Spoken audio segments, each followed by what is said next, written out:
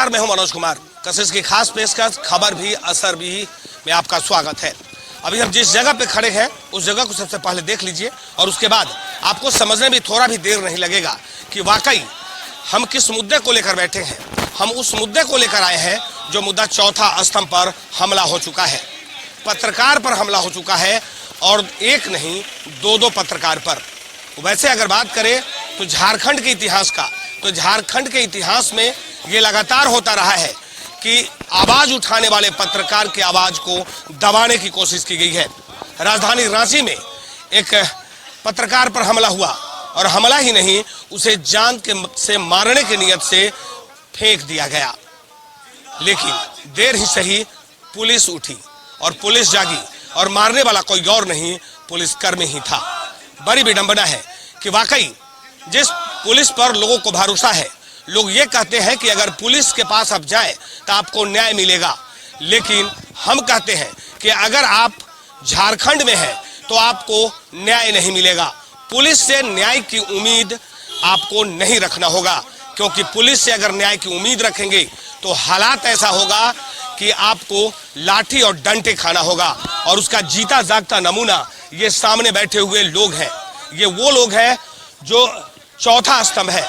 जब इनकी कलम चलती है, इनकी आवाज जब निकलती है तो देश दुनिया तक पहुंचता है और आम लोगों की आवाज बनकर लगातार लोगों के मुद्दे को लेकर सड़क पर रहने वाले लोग, आज की इन लोगों की जो हालात है वो समझने की जरूरत है। हम सभी पत्रकार मर्माहत तो जरूर है, क्योंकि वैसे पत्रकार पर हमला किया गया है और हमला करने वाला कोई और नहीं, इस जिले का इंस्पेक्टर है। अगर कोई सिपाही या अगर कोई नीचे का कर्मचारी हमला करता है तो ये थोड़ा समझ में आता है कि वो नासमझ है, लेकिन वर्दी का रोब ऐसा कि वर्दी के रोब में और गुरूर वो इंस्पेक्टर दो पत्रकारों पर हमला करता है, यहाँ तक उसके कैमरा को तोड़ता है, जबकि उसके कैमरा में ये साफ लिखा है कि वो प्रेस से है। कुछ लोग कहते भी हैं, दूसरे थानेदार भी कहते हैं कि ये प्रेस वाले हैं, लेकिन उस थानेदार का गुरूर तो देखिए कि गुरूर और पत्रकार पर हमला कर दिया। लगभग 18 घंटा से ज्यादा बीत चुका है, ये लोग धरना पर बैठे हैं, अभी तक सुनने वाला कोई नहीं है। लेकिन सबसे बड़ी बात कि जिस जिला में जहां पे घटना घटती है वहां के अगर बड़े अधिकारी इस मामले में अगर संज्ञान नहीं लेंगे तो हालात और बिगड़ सकती है। अभी तो कोल्हान के पत्रकार, झारखंड के पत्रकार आपके खिलाफ है, वो दिन दूर नहीं कि पूरे दुनिया के पत्रकार आपके खिलाफ हो जाएंगे और आपको जब आप काम करेंगे तो परेशानी बढ़ सकती है, क्योंकि आप किस तरह काम करते हैं ये किसी से छिपा नहीं है। जब आप अपने कार्यालय से बाहर निकलते हैं, थाना से बाहर निकलते हैं, तो आपको पैसा चाहिए और पैसा उगाही के लिए जब पत्रकार अगर वो खबर बनाता है तो उस पर आप लाठी डंडे से वार करते हैं। ये बड़ी शर्मनाक की बात है। लेकिन जिस मुद्दे को लेकर आए हैं, इस मुद्दा को समझना पड़ेगा कि वाकई वो पत्रकार जो अपना सब कुछ न्यौछावर कर जनता के लिए निकलता है, सड़क जाम लगी है और महिलाओं पर बर्बरता से लाठीचार्ज हो रहा था और उस खबर को कवरेज करने वाले दो पत्रकार का कैमरा तोड़ दिया गया। यहां तक कि कैमरा तोड़ने के बाद जब कुछ लोगों ने कहा कि यह पत्रकार है तो उसे धमकी भी दी गई। 18 घंटा से ज्यादा बीत चुका है। अभी हम एसपी कार्यालय में है, सरायकेला के एसपी कार्यालय। इस कार्यालय को देखिए, भले ही इस कार्यालय का रंग उड़ रहा है, लेकिन रंग उड़ने का मेन कारण है कि नियत ठीक नहीं है। जब आपका नियत ठीक नहीं होगा तो हालात ऐसे ही बनेगा।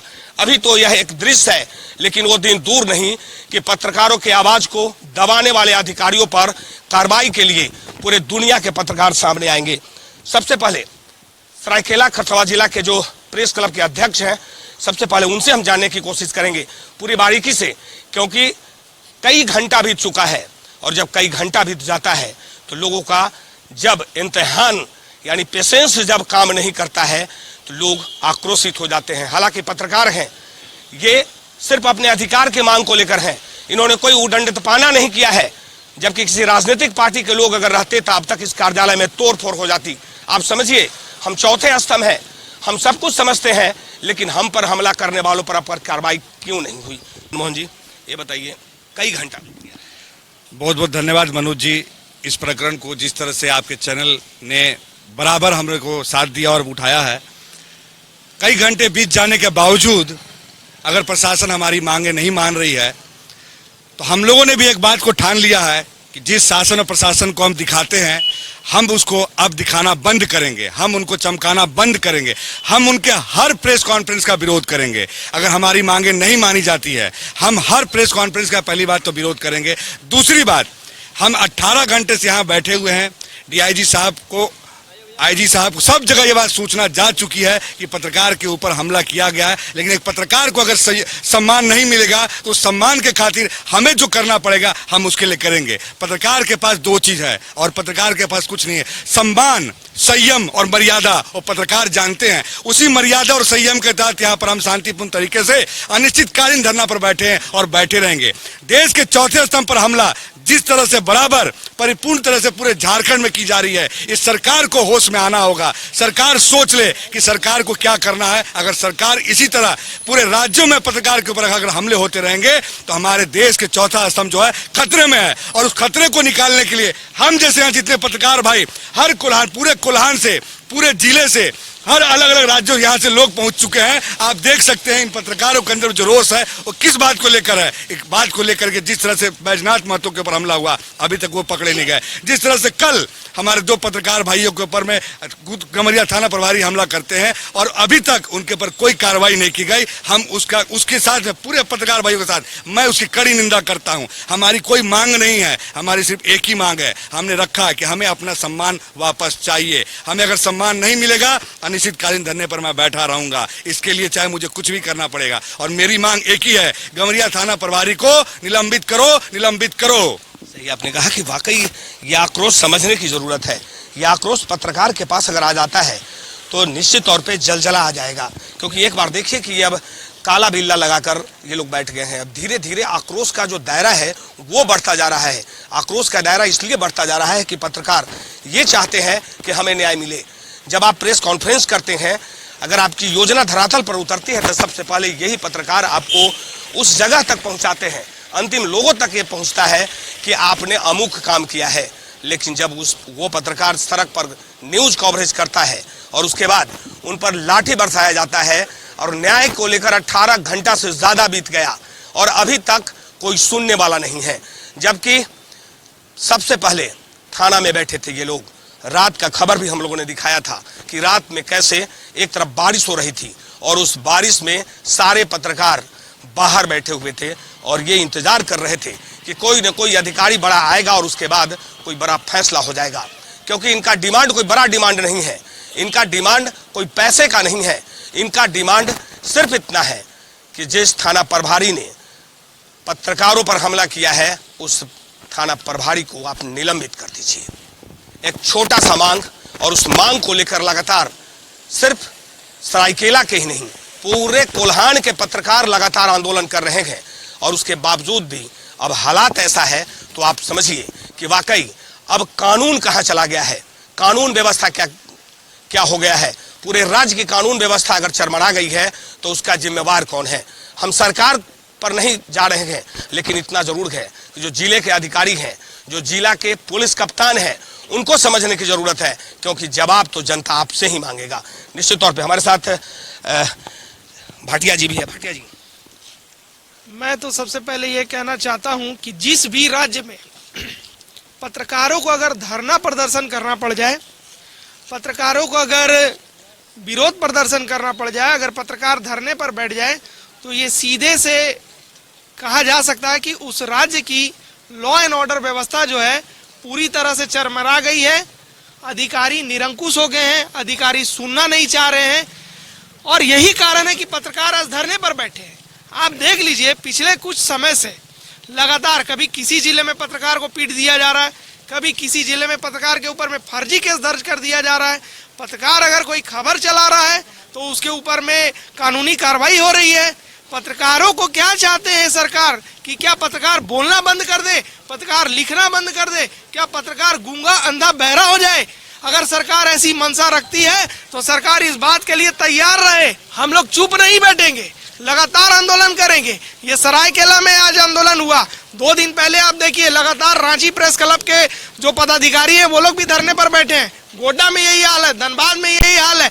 आखिर क्यों नहीं आपकी राज्य सरकार जो है इस मामले पर क्यों नहीं डीजीपी को तलब करके ये कहती है, ये पूछती है कि आप फर्जी केस क्यों कर रहे हैं? आपकी पुलिस निरंकुश क्यों हो गई है? क्यों लाठीचार्ज हो रहा है? क्यों कलम के ऊपर में आप चोट कर रहे हैं? क्या आपकी मंशा है? क्यों नहीं बताना चाहते? और अगर आप नहीं बताना चाहते तो ऐसा विरोध पूरे राज्य में आप सहने को तैयार हो जाइए। ये चिंगारी यहाँ से सुलग गई है और ये पूरे राज्य को अब जो है आप देखिए कि धीरे धीरे पूरे राज्य में इसका आक्रोश पत्रकारों को आपको देखने को मिलेगा।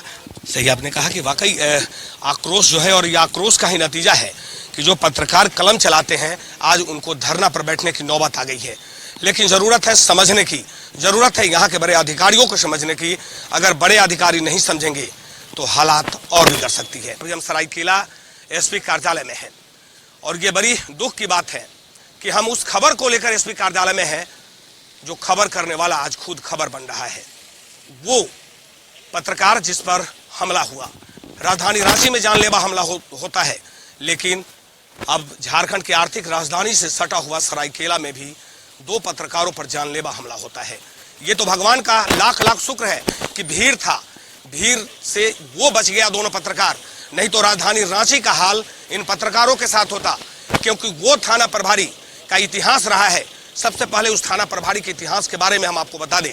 अगर आप जान जाएंगे तो आप भी जरूर सोचेंगे कि ऐसे लोग क्यों बने रहते हैं थाना प्रभारी। झारखंड के आर्थिक राजधानी जमशेदपुर के एक थाना में पदस्थापित थे और वहां पर भी पत्रकारों पर इन्होंने हमला किया। हमला ही नहीं, पत्रकार को जेल भेजवा दिया।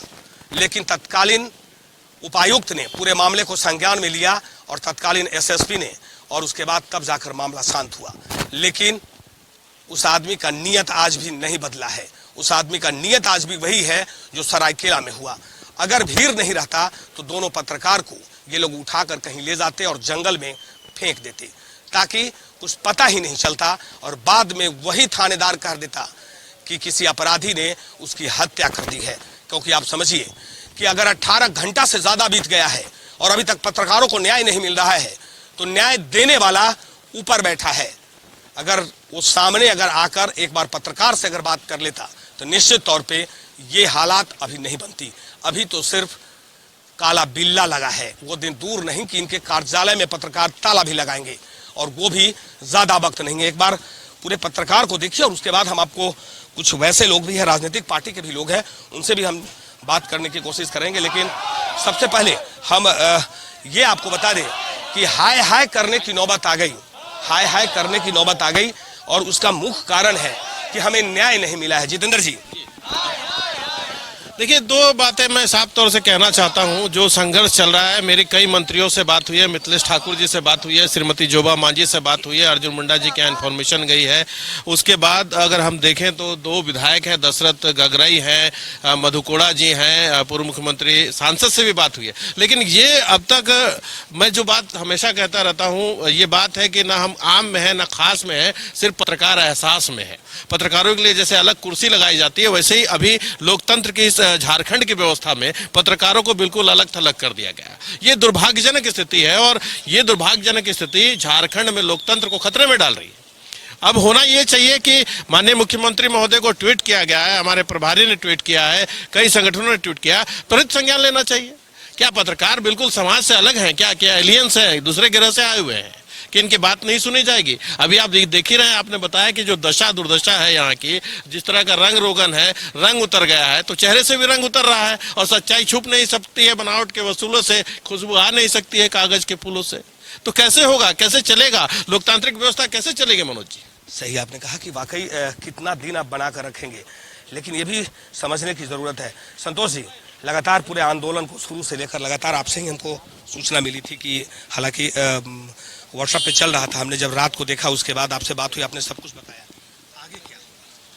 आगे हम लोग जब तक कि गम्हरिया थाना प्रभारी को नहीं हटाया जाता है वहां से, तब तक हम लोग अब हटने वाले नहीं है, क्योंकि वक्त काफी बीत चुका है। 18 घंटा से आप समझ सकते हैं कि हम लोग के भी बच्चे हैं घर में, हम लोग के घर माता पिता हैं, हम लोग कंटिन्यू यहाँ बैठे हुए हैं। आप समझ के देखिए कि जिले के एसपी, उनको पत्रकारों से बात करने में डर लगा, डीसी, उनको पत्रकारों से बात करने में डर लगा।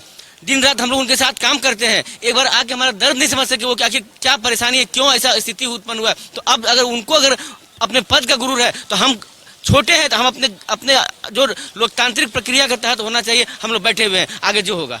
सही आपने कहा कि वाकई ये गुरूर का ही नतीजा है कि गुरूर में है तो ये दिख रहा है कि उनके जिस जगह पे यानी जहां कार्यालय है, ऐसे भी कहा गया है कि दुश्मन भी अगर आपके दरवाजे पे आ जाए तो सबसे पहले उसे मेहमान नवाजी करना चाहिए। लेकिन हम तो दुश्मन नहीं है, आपके दोस्त हैं, और वो दोस्त जो आपके कंधे में कंधे मिलाकर चलने वाले हैं, लेकिन हम आपके दरवाजे पे है। मेहमान नवाजी तो दूर की बात, आप तो यह पूछने तक भी नहीं पहुंचे हैं कि वाकई आप लोगों को हुआ क्या है और आप लोग चाहते क्या हैं। हर न्यूज चैनल, हर सोशल मीडिया, हर अखबार इस खबर को छाप चुका है। हर पत्रकार के जुबान पर सिर्फ एक ही आवाज है कि हमें न्याय मिले।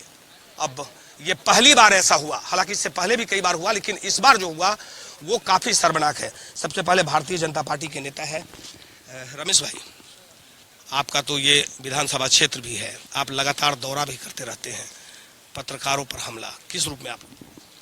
देखिए, यहाँ की सरकार ही निरंकुश हो चुकी है। यहाँ का सिस्टम हेमंत सोरेन के नेतृत्व में पूरा राज्य खत्म हो चुका है। यहाँ का स्थानीय एमएलए माननीय चंपाई सोरेन जी आधा मुख्यमंत्री हैं, वो एक इशारे पे यहाँ का जिला चलता है। तो ये इतना बड़ा घटना जनता के साथ, आम आदमी का पिटाई हुआ, पत्रकार भी पिसा गए और आज पत्रकार को धरने पे बैठना पड़ा। कल रांची में हमारा एक मातो भाई पत्रकार, उनको पीट करके अधमरा कर दिया।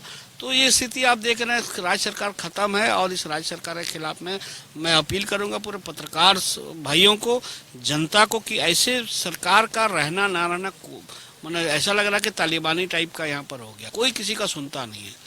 इतना बोलने के बाद भी अब डीसी के साथ या प्रशासन के साथ हम लोग से ज़्यादा आप लोग सीधे रूप से सीधे डेली बात करते हैं, उसके बावजूद आपकी बातों को नहीं सुनना, मतलब कितना असंवेदनशील है। अभी तक यहाँ का मंत्री तक, मुख्यमंत्री तक भी बात चला गया होगा। एक फ़ोन कॉल आ जाएगा तो बोलेगा डीसी आप थोड़ा सा देख लो यार क्या है। लेकिन इन लोगों का जेहन में बोले छोड़ो मार दिया ठीक है, अच्छा पड़े रहने दो थोड़ा इन लोग को। तो ये इन लोगों की मानसिकता है। इसलिए ऐसी राज्य व्यवस्था में हम अपील करेंगे पूरे जनता आपके माध्यम से, पत्रकार साथियों से भी और आम जनता से भी, कि इसके खिलाफ अब बिगुल फूंकना चाहिए और बड़ा जन आंदोलन के साथ पूरी। रमेश भाई, आप लोग क्या करेंगे? पत्रकार लोग तो बैठे हुए हैं, देखिए राजनीतिक आप लोग करते हैं, भीड़ इकट्ठा आप लोग करते हैं, लेकिन अब आप लोग क्या करेंगे? हम लोग तो खुद ही पिटाए। हम लोग अभी विधानसभा घेराव किए थे तो, और आप लोग दिखा रहे थे, हम लोग खुद ही पिटाए। हम लोग जब जनता की आवाज बोलने गए थे पिछले दिनों रूपा तिर्की का मामला में, हम लोग गला फाड़ फाड़ के चिल्ला रहे थे। वहाँ का डीएसपी किस तरह हमारी बहन को एक फ़ोन कॉल रिकॉर्ड हुआ कि माँ बहन का गाली दे रहा था, तो उसको कुछ किया ही नहीं है।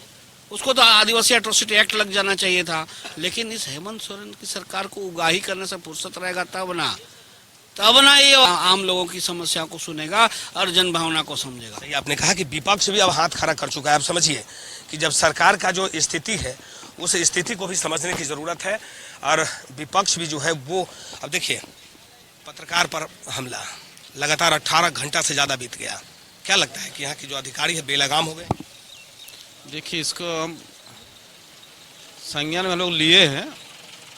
तबीयत खराब होने के नाते फिर भी पता चला कि इस तरह घटना घटा, तो फिर मैं हमसे रहा नहीं गया और मैं वस्तु इसी को जानने के लिए मैं आपके समझ आया हूँ।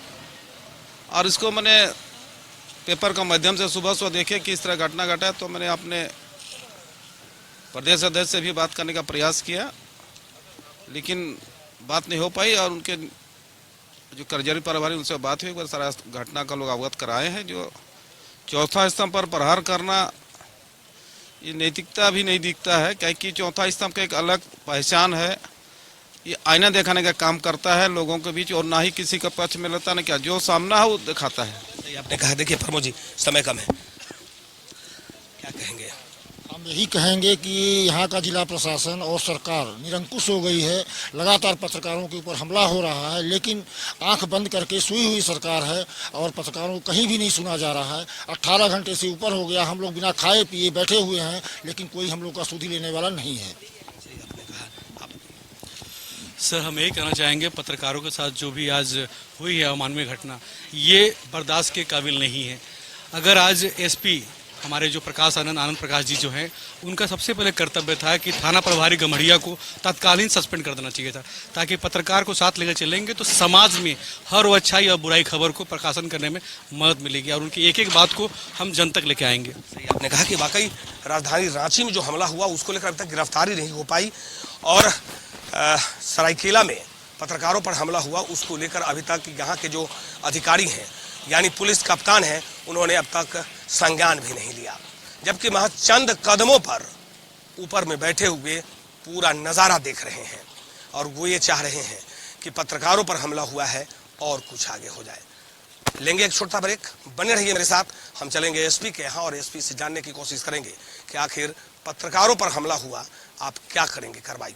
बन सीधे सबसे पहले हम पत्रकारों की समस्या को हमने जानने की कोशिश की कि पत्रकारों पर हमला और अब तक कोई अधिकारी जो है इस मामले में सामने नहीं आए हैं। एक बार देखिए, पुलिस अधीक्षक कक्ष यानी जिले के जो एसपी है उनका ये कार्यालय है, उनके कार्यालय में हम ये जानने की कोशिश करेंगे कि एसपी साहब यहाँ है या नहीं है। हालांकि ये देखिए, आनंद प्रकाश यानी पुलिस अधीक्षक सरायकेला ये यहाँ के पुलिस कप्तान हैं और वो कोई अधिकारी है वो निश्चित तौर पे बता पाएंगे कि बाकी सर अभी हैं क्या बैठे हुए हैं क्राइम मीटिंग? हाँ एक मिनट सर, एसपी साहब हैं अभी तो क्राइम मीटिंग चल रहा है एसपी साहब उसी में।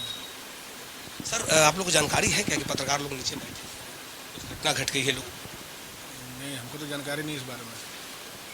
ये आया है लगातार नीचे कुछ लोग बैठे हैं लेकिन क्या हो रहा है पता नहीं इसके बारे में। हम लोग तो ऑफिस के स्टाफ है सर। तो एसपी साहब को कितना समय लगेगा? तो क्या अभी जस्ट 1-1.5 घंटा पहले शुरू हुआ है। लगेगा? वो डिपेंड करता है एसपी साहब को। देखिए, निश्चित रूप से देखिए जो अधिकारी हैं वो जो जिला के जो पुलिस कप्तान हैं वो यहाँ पे नहीं है, उनका एक कार्यालय है और इनके जो अधिकारी है उनको इनके जो कर्मचारी है उन्होंने साफ तौर पे कह दिया कि अभी क्राइम मीटिंग शुरू हो चुका है। एक तरफ पत्रकार अपनी समस्या को लेकर परेशान है कि आखिर अब तक 18 घंटा से ज़्यादा बीत चुका है, अब तक इस जिले के जो बड़े अधिकारी है वो अब तक एक बार भी पत्रकारों के इस दर्द को सुनने के लिए नहीं आए हैं। लेकिन बड़ी विडंबना है, जो पत्रकार को अगर आप एक बार बुलाते हैं आपके लिए हर वक्त वो रात को 12 बजे आने को तैयार रहता है और वो पत्रकार जब आवाज़ लगाता है तो जिले के जो बड़ी अधिकारी है वो मीटिंग में मशगूल हो जाते हैं। वो मीटिंग में जबकि पत्रकार नीचे बैठे हुए हैं, पत्रकार लगातार नीचे में अब अपनी आवाज़ बुलंद कर रहा है और ये अपने जिला के कप्तान को तक पहुंचाना चाहता है कि हमें न्याय चाहिए और वो भी कोई बड़ा न्याय नहीं है, सिर्फ वो न्याय है कि जिस इंस्पेक्टर ने पत्रकारों पर हमला किया है उस पर आप कार्रवाई कीजिए। आप पत्रकारों के साथ आकर बैठिए और उसके बाद उनको आश्वासन दीजिए। लेकिन आप समझ लीजिए कि जिला कैसा, जिले के कप्तान कैसा और इस जिले में काम करने वाले पत्रकार कितने दहशत में होते हैं। जब रात को 12 बजता है और कहीं घटना घटती है तो वो पत्रकार उस जंगल में पहुंचता है। हम आपको ये भी बताना चाहेंगे कि यह नक्सल प्रभावित क्षेत्र भी है, नक्सलियों का गढ़ माना जाता है और उस वक्त पुलिस के साथ पत्रकार कंधों में कंधा मिलाकर उस जंगल तक पहुंचते हैं। लेकिन आज उस पत्रकार पर हमला हुआ तो वो पुलिस कप्तान जिसे गार्जियन कहते हैं वो सुनने की बात तो दूर, वो पूछ भी नहीं रहा है कि आपके साथ हुआ क्या है। ये बड़ी विडंबना है। एक बार इस कार्यालय को दिखाने का मेरा उद्देश्य यही है कि आप देखिए कि कभी भी अगर आपके साथ घटना घटता है तो आप भी यहीं आइए और अपनी बात यहाँ के जिला के पुलिस कप्तान तक पहुँचाइए। लेकिन बड़ी शर्म की बात है कि जिला के पुलिस कप्तान तक आपकी बात पहुँचेगी या नहीं पहुँचेगी, ये समझने की ज़रूरत है। क्योंकि लगातार पत्रकार जो है वो अपनी मांग को लेकर सबसे पहले सरायकेला के थाना में बैठे रहे और थाना से सीधे निकलकर अब एसपी दरबार आ गए हैं। इंस्पेक्टर साहब हैं सर, कुछ जानकारी है क्या पत्रकार को कुछ हुआ? जी नहीं, हम तो अभी आ ही रहे हैं, अभी तो हमको जानकारी नहीं है। अच्छा, पदस्थापित हम परिवहन शाखा में पुलिस लाइन में पदस्थापित हैं। आपको पता नहीं है, चलिए ठीक है। देखिए ये जाहिर सी बात है, हर लोगों को पता नहीं रहता। इनका विभाग परिवहन शाखा में है तो निश्चित तौर पे उससे कुछ लेना देना नहीं है। लेकिन मेरा बोलने का और यहाँ पहुँचने का सिर्फ एक ही उद्देश्य है कि न्याय कौन देगा। हम जिस न्याय की बात करते हैं, पत्रकारों पर हमला होता है और उसके बाद न्याय देने वाला यानी जिस पर उम्मीद रहता है अगर वही कार्यालय छोड़कर चला जाए और ये कह दे कि हम क्राइम मीटिंग में बैठे हुए हैं, तो न्याय कैसे मिलेगा? अब आप समझिए, अब आपको समझने में जरा भी देर नहीं लगेगा कि आखिर 18 घंटा बीता है, अभी तो 28 घंटा भी बीतेगा तो कोई आपकी बात सुनने वाला नहीं है। ये साफ जाहिर है, चंद कदम और चंद कदम की दूरी पर जिला पुलिस